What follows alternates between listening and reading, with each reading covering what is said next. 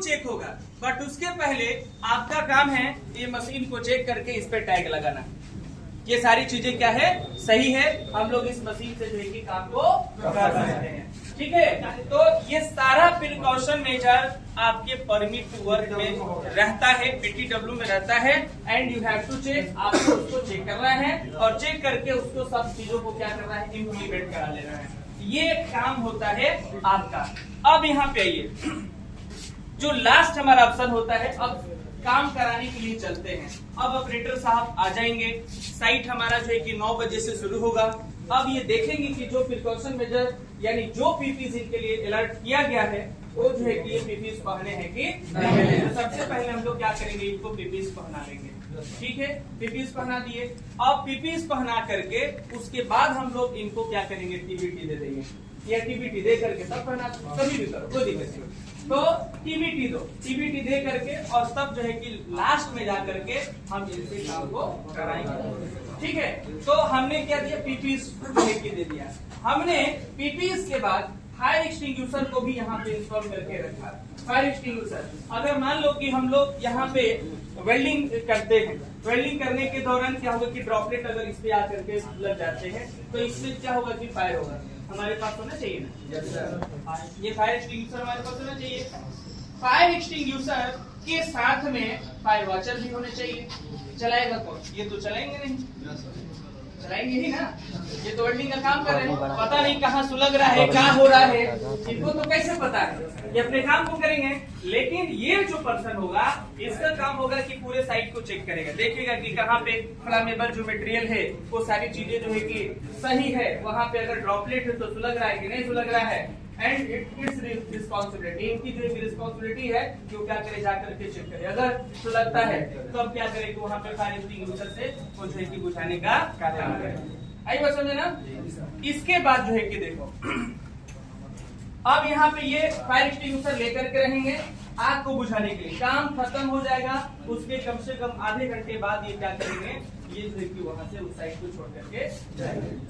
ठीक है, तो एक बार हम लोग फिर से अब रिवाइज कर लेते हैं कि अगर कोई वेल्डिंग एक्टिविटी होता है तो वहां पे प्रिकॉशन मेजर हमारे क्या क्या होने चाहिए।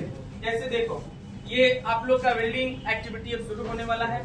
सपोज दैट कि हम लोग थ्योरी लिखेंगे, जब हमने आपसे बोल दिया कि आप क्या करिए कि प्रिकॉशन मेजर 10 प्रिकॉशन मेजर क्या करिए कि आप वेल्डिंग के लिए लिखिए।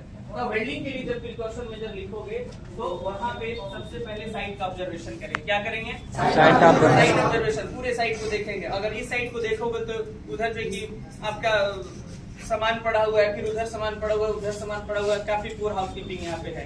तो ऑब्जर्वेशन करोगे, तो सबसे पहले ऑब्जर्वेशन कर लो। उसके बाद क्या करो कि रिस्क असेसमेंट जो है कि उसका करो, साइट का जो भी रिस्क असेसमेंट है करो। उसके बाद परमिट वर्क को क्या करो, इशू कराओ। यानी ये तो आप कराते नहीं हैं, वो करने वाले कोई और होते हैं। परमिट वर्क साइट पे है कि नहीं ये चेक करना आपका काम है, ठीक है ना। तो परमिट वर्क जो है कि वहाँ पे होना चाहिए। परमिट वर्क क्यों होना चाहिए, तो मैंने सारा चीज आपको बता दिया। उसमें सारे हैजर्ड और सारे प्रिकॉशन इंक्लूड रहेगा। ठीक है, सारे हैजर्ड सारे प्रिकॉशन इंक्लूड रहेंगे, बस आपको देखना है कि सब चीज यहाँ पे मौजूद है कि नहीं है। पीटीडब्ल्यू इशू करा लिया, पीटीडब्ल्यू इशू कराने के बाद क्या करिए, वहाँ पे फायर एक्सटिंग्विशर को भी क्या करिए, इंस्टॉल करिए। ठीक है, फायर एक्सटिंग्विशर को इंस्टॉल करिए। उसके बाद से फायर वॉचर को भी क्या करिए, कॉम्पिटेंट फायर वॉचर को वहाँ पे रखिए। कॉम्पिटेंट फायर वॉचर को वहाँ पे रखना है, क्यों, क्योंकि वो क्या करे कि चला सके, फायर एक्सटिंग्विशर को जो है कि सही तरीके से चला सके। तो कॉम्पिटेंट फायर वॉचर को जो है कि वहाँ पे रखिए। ठीक है, इसके बाद क्या करिए कि जो भी वहाँ पे हाउसकीपिंग है, हाउसकीपिंग को मेंटेन कर लीजिए। इसके बाद वेंटिलेशन, यहाँ वेंटिलेशन जो भी एरिया है, एरिया वहाँ पे वेंटिलेटेड है कि नहीं, यानी देख लीजिए कि वहाँ पे हवा का आवागमन सही है कि नहीं। वहाँ से इस बार धुएं जो निकलेंगे वो सही तरीके से अपने रास्ते से बाहर चले जाएंगे कि नहीं चलेंगे, उसी कैंपस में जो कि रहेगा। अगर रहेगा तो काफी जो वेल्डर है चाहे वहाँ पे आसपास के जो व्यक्ति है उनको नुकसान होगा। तो वेंटिलेशन भी का चेक करना आपका जिम्मेदारी है। जो वर्क प्लेस हमारा होगा वहाँ पे वेल्डिंग जो हो रहा है वो स्पेस अच्छा है कि नहीं, इर्गोनॉमिक पढ़े हो ना, इर्गोनॉमिकली डिजाइन है कि नहीं हमारा वर्क प्लेस, इसको भी क्या करना है कि हम लोग को चेक कर लेना है। इसके बाद से कौन बोल रहा है भाई, इधर